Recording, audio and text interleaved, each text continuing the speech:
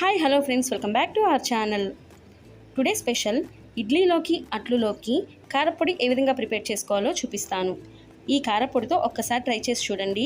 ఎన్ని ఇడ్లీ అయినా కూడా చాలా అంటే చాలా ఇష్టంగా తింటారు. దీనికోసం ఫస్ట్ ఒక ప్యాన్ పెట్టుకోవాలి. దాంట్లో కొంచెం ఆయిల్ వేసుకోవాలి. దాంట్లో ఒక 10 to 15 ఎండుమిరపకాయలు ఉంటాయి కదండి, అవి వేసుకొని అవి కొంచెం ఫ్రై చేసుకోవాలి. అవి కొంచెం వేగిన తర్వాత దాంట్లో ధనియాలు ఉంటాయి కదా, అవి హాఫ్ కప్ వేసుకుంటున్నాను. ఇవి కూడా కొంచెం వేగనించుకోవాలి. అలాగే దాంట్లో ఒక 2 టేబుల్ స్పూన్ జీలకర్ర వేసుకోవాలి. ఈ మొత్తం కూడా ఇలా కలుపుకుంటూ వేగనించుకోవాలి. ఫ్లేమ్ అనేది లోలోనే ఉంచుకోవాలండి. అలాగే దీంట్లో ఒక 2 టేబుల్ స్పూన్ల మినప్పప్పు వేసుకోవాలి.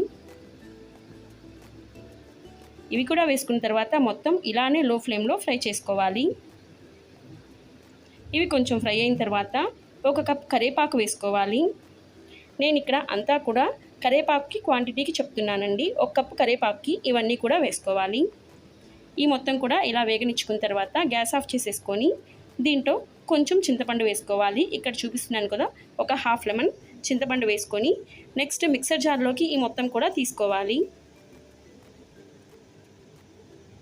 ఈ మొత్తం మిక్సర్ జార్లోకి తీసుకొని దీన్ని మెత్తగా పట్టించుకోవాలి.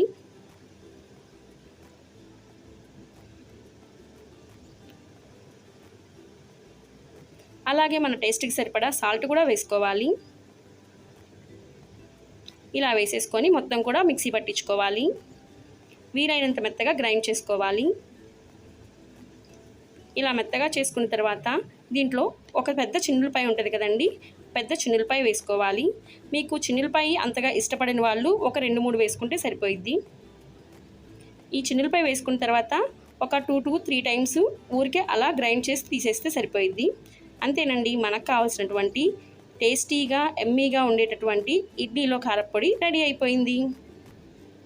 చాలా అంటే చాలా ఎమ్మీగా ఉంటుందండి. ఒక్కసారి మీరు కూడా ట్రై చేసి చూడండి. ఈ వీడియో మీకు నచ్చితే please do like, share and subscribe.